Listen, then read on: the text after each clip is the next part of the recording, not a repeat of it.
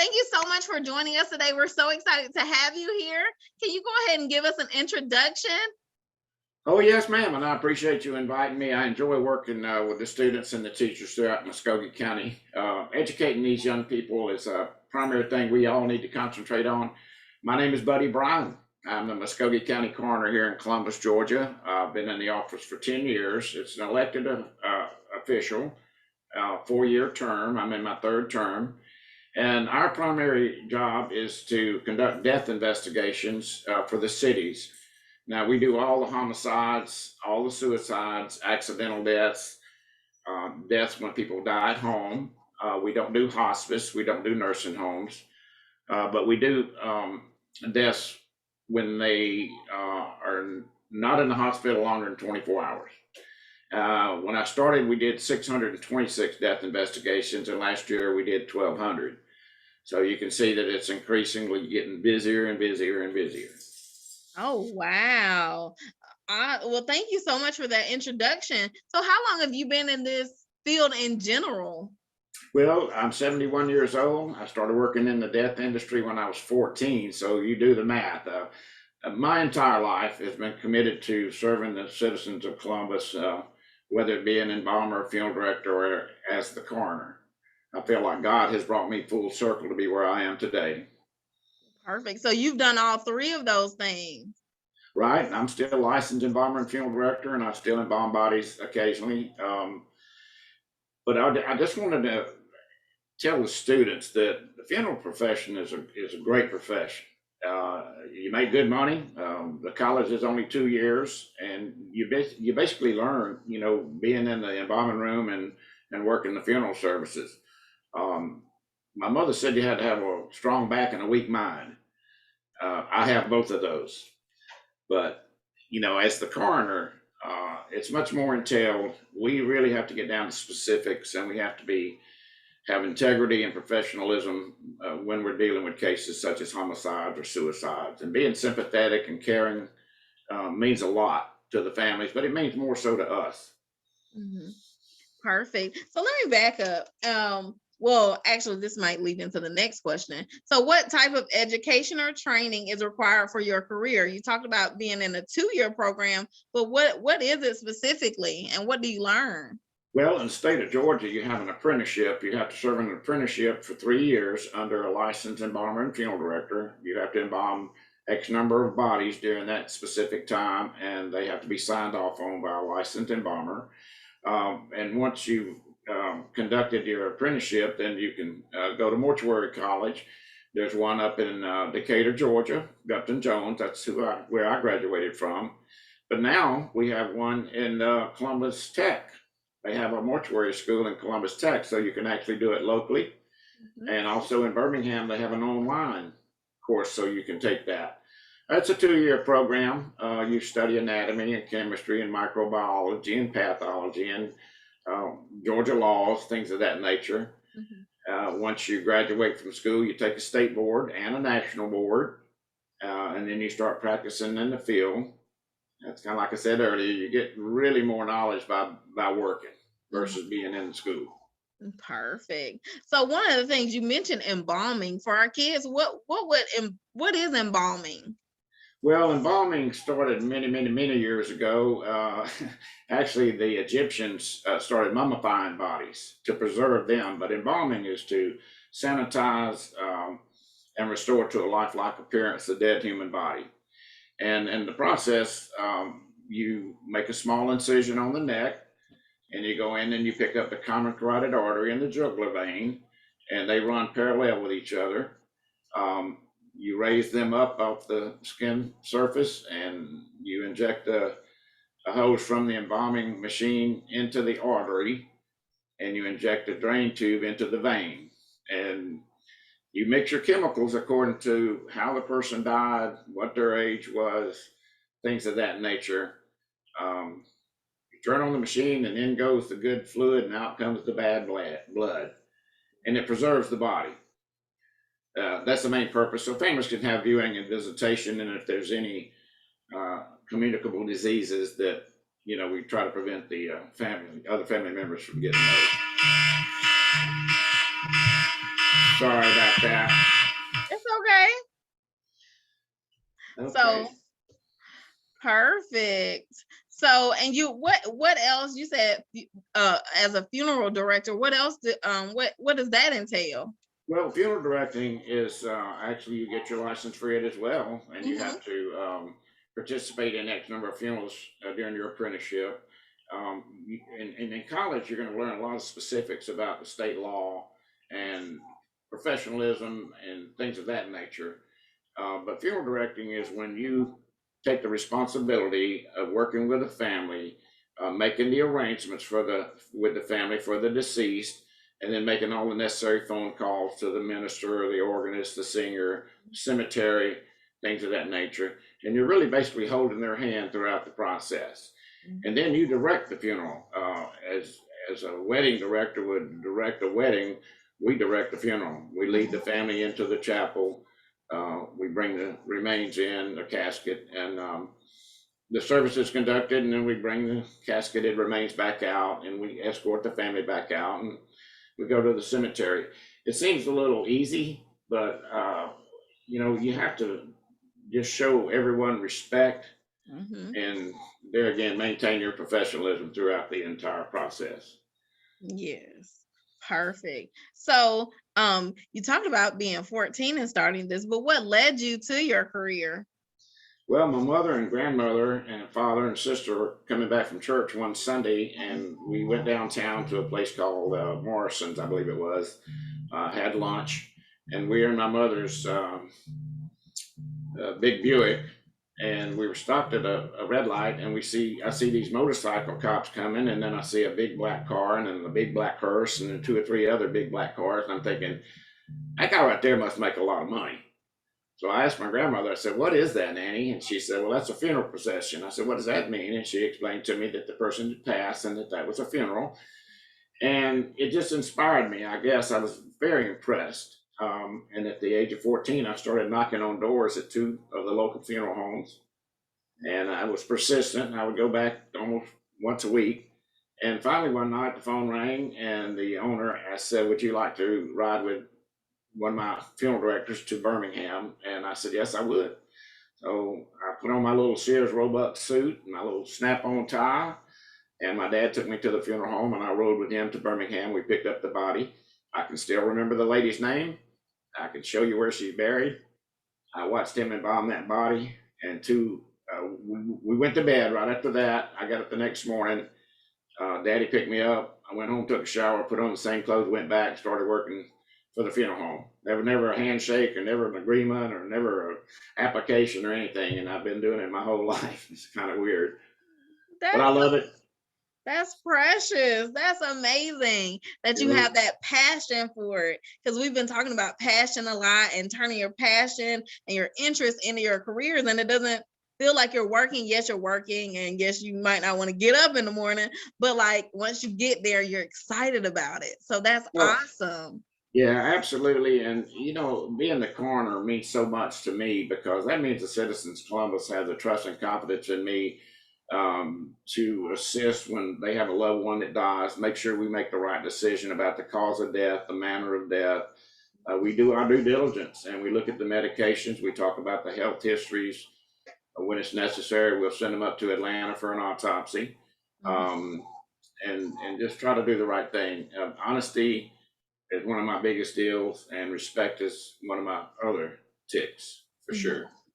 That's beautiful. So, in your current position, what does a typical day consist of in your field? Bring that question back. Oh, and like as a coroner, what does a typical day consist of? Well, fortunately, we have a full-time administrative coordinator Mhm. who's wonderful. I call her the queen. She does all the paperwork, handling death certificates and things of that nature, and dealing with families. I have three deputy coroners, so we do 24 hours on, then we're off for 3 days. But a typical day starts at 7 in the morning and continues to 7 the next morning. And on average, we do 3 or 4 death calls a day. And a lot of those come at night, 2, 3, 4 o'clock in the morning. You just never know what you're going to get and when you're going to get it.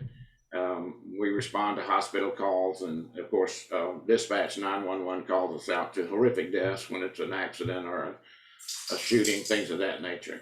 Mhm. Um, then the next day, if you're off, you hope to be able to catch a nap. Mhm. Perfect. So, and you talked about this a little bit before, but what do you enjoy most about your current career? Well, mother told me when I told her I wanted to be in the funeral business, she said, "Well, buddy, that's a good career because death and taxes are two things that we're always going to have. I can go anywhere in the world and get a job at a funeral home. I could make 10 phone calls and be offered 10 jobs at this point. When you get out of the mortuary college and take your state board, you can start out in the industry making about $60,000 a year. Oh, And that's not bad money. It's really not. It really? is a little demanding on you, being away from your family at times and getting up during the middle of the night and going out. What gives me the most pleasure is the thanks that I receive from the families. And I can be at Publix, grocery store, or Walgreens, or Walmart, and multiple times people would just come up to me and hug me and thank me for being so kind and compassionate. Mhm. And that's our reward. Being the coroner doesn't really pay much money. It should be paying more. I tell you that for right now. But it's just like you said, it's a calling from God, and I'm in it for the long run. That's beautiful. So, what are some challenges that you faced in your role? Um, Being able to properly identify the Mhm. body, the remains, and one reason I say that is a lot of the young men now that are we have homicide victims. We had 70 homicides last year, which was a unbelievable number. We had 26 homicides the first year I was coroner in 2013. But most young men right now, they don't carry an identification card. I Mm. go to a scene and I'm trying to figure out, well, who is this person? Because the most important thing to me is contacting the legal next of kin, whether it's a wife, a mother, a father, a brother, sister, or a child of the age of 18. Mhm. And we really have to work hard at that. A lot of times we'll take fingerprints, and if they've had a record, been in jail, then we can get the information we need. But that's one of the most difficult parts of our job is just notifying the families. Not everyone can knock on the door and tell somebody that their loved one has been shot, and Mhm. you have to do it just in the right manner. And I'm really good at it. And it's basically through experience, but all my years in the funeral business has created me as a professional, and I take that very serious. Mhm. Perfect. So, how do you see your career evolving in the next 10 years?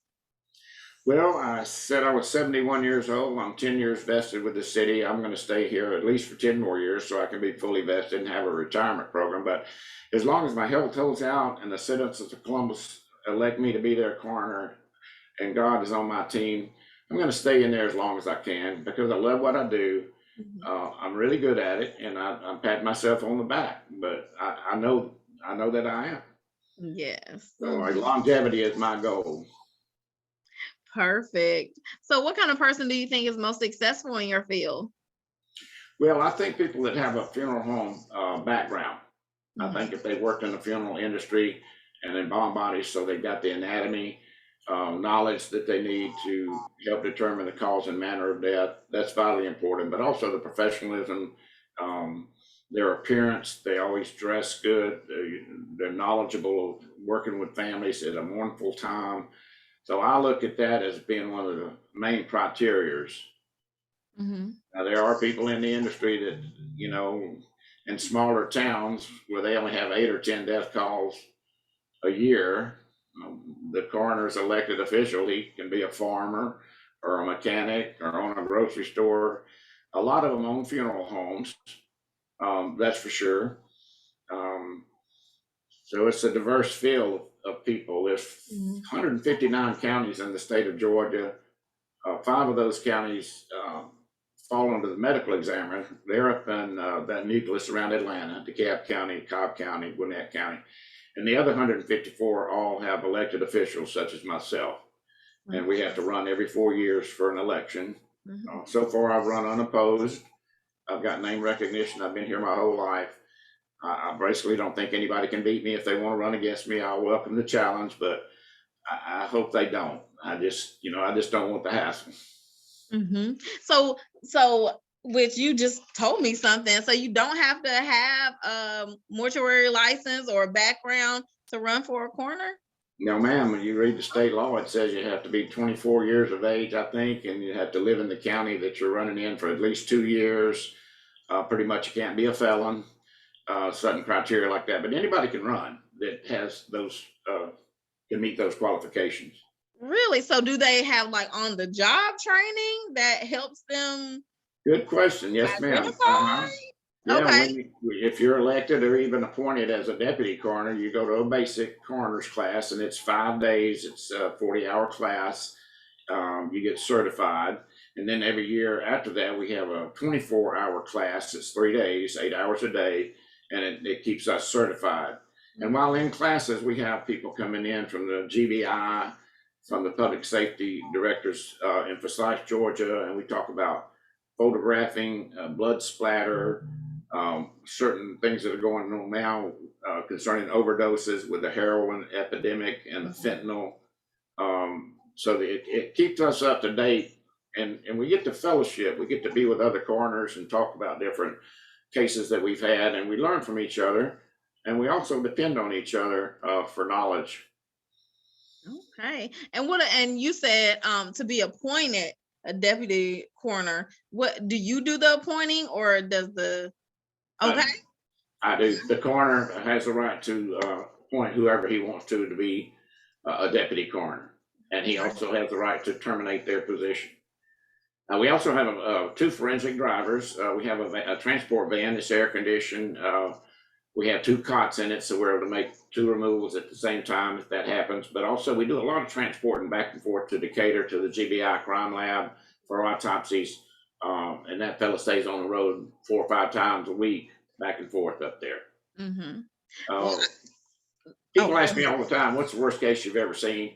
You know what? And sometimes you think you've seen it all, and then the next thing you know, well, this is another tragic case. Just last week, we had a little 3-year-old boy here in Columbus that shot himself accidentally. Mm-hmm. Uh, his parents, one was in another room, one was outside, and the gun was laying on the table, and he picked it up and he shot himself. And that's a tragic situation, Mm-hmm. not only for the family and the friends, but just for the community itself. Um, it's hard for me to say, okay, well, which is the worst? Death to me is a very sacred thing, and Mm-hmm. it's bad on everybody, regardless. I don't care if they die instantly or if they've been sick for 10 or 12 years with cancer. Mm-hmm. Well, thank you. But I do have some cases that you would be surprised, Mm-hmm. and I keep a photo log. I also have a PowerPoint presentation. If you get back in school and you'd like me to come and show my PowerPoint presentation, I we would talk love about, that. yeah, we show pictures of homicide victims, we show pictures of suicide victims, we show pictures of overdoses, accidental deaths, and it's a very informative form of presentation. I try to drive certain elements into the students' heads, basically, especially about suicide. Uh, Mm-hmm. that's one of my major ticks. Mm-hmm. Well, perfect. So what does communication look like in your field? Well, it's vitally important. My cell phone is like a Siamese twin. It stays on my hip all the time or on my nightstand because we are subject to be called out 24 hours a day, 7 days a week. Mm-hmm. And sometimes that phone is just burning up. Last night we had a 24-year-old homicide victim here in Columbus. And last night my phone was ringing off the hook, and today it's continued to ring. And it's mostly by the news media. They're wanting to know so they can let the citizens know what's going on. Mm-hmm. And we believe in the media. We believe in letting the citizens know. I think it's vitally important that they're aware of the community and what's going on in the community.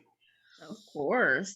So what kind of technology do you use besides your cell phone? You talk about your cell phone. What else do you use?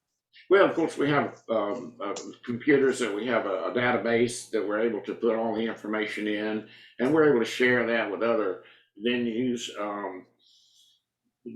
Probably that the computer and the cell phone is our best friend. Um, Mm-hmm. I strongly believe in communications. That's one of my key things that I insist that my deputies do. You contact families, you stay in touch with them, you let them know you care, you answer any questions, you be on call for them 24 hours a day, 7 days a week, because it's important to them. And if it's important to them, that means it's important to me and my staff. Perfect. So, what kind of classes would you recommend for like a middle school or a high school student to take if they're interested in your career or one similar? Well, mine focuses around the sciences, Mm, anatomy, chemistry, microbiology, pathology, things of that nature. We don't have to deal a whole lot with numbers such as math, and basically now they got spell check on computers, so that's a pretty good thing. Um, I would say the sciences. That's mhm. that's where you focus. Perfect. So, do you have any advice here for our students here at Richards? Well, I want to tell them one thing. I was in the very first class when Richards Junior High School was built, and that's what it was called back then, Richards Junior High School. I Hmm. was also the drum major. I played the drums in the band, but I was also the drum major. I guess it would be eighth grade year. Hmm. We went seventh and eighth grade at that time. Um, Education, nobody can take that away from you. You get a good education, and you continue to grow every day and every year and every part of your life is a learning experience. And I always try to tell the children to, you might not like school. I didn't like school. My mother taught school for 35 years in the same classroom, Fox Elementary, fifth grade, for 35 years. And I was not the best student. I was a A, B, C, D, couple of F students in high school. If I didn't like it, I didn't participate in it. And that would be like poetry, literature, ugh, but I made A's in chemistry and anatomy and things of that nature. But when I went off to college, that was my career. And I graduated with a 4.0 average. I was vice president of the class, and I was president of the fraternity. I was recently elected vice president of the Georgia Coroners Association. And next year I'll be the president. You move up the next year to presidency. But the education, when we go to classes every year, we always learn something.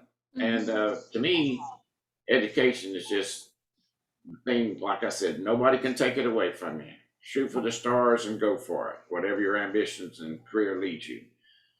Yes, and that's perfect advice because we may not be good at things right now, but once we find our passion, Mhm. just like you said, it doesn't feel like work. But once we find our passion, we can excel in it. Like, yes, I'm gonna get great grades in this because this is my passion.